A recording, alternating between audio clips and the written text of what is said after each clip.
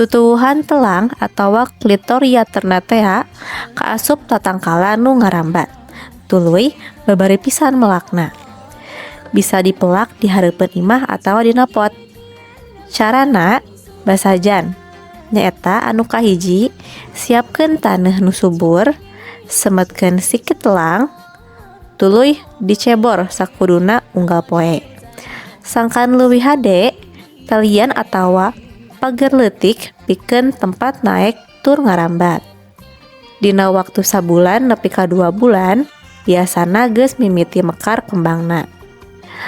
Lamun kembangna geus rea, urang bisa langsung diala. Eta kembangna bisa langsung dipake atawa bisa digaringkeun 2 nepi ka 3 poe sangkan garing jeung awet. Kembang telang kasohor minangka tutuwuhan herbal nu loba mangpaatna. Eusi antioksidana bisa nguatkeun daya tahan awak urang, mantuan ngurangan stres, dianggap miboga potensi pikeun ngurangan gejala diabetes jeung ngajaga kesehatan jantung. Cara ngonsumsina oge kawilang babari, nupang ilaharna teh dijadikeun ente. Anu bisa katiten dina tutorial saacana.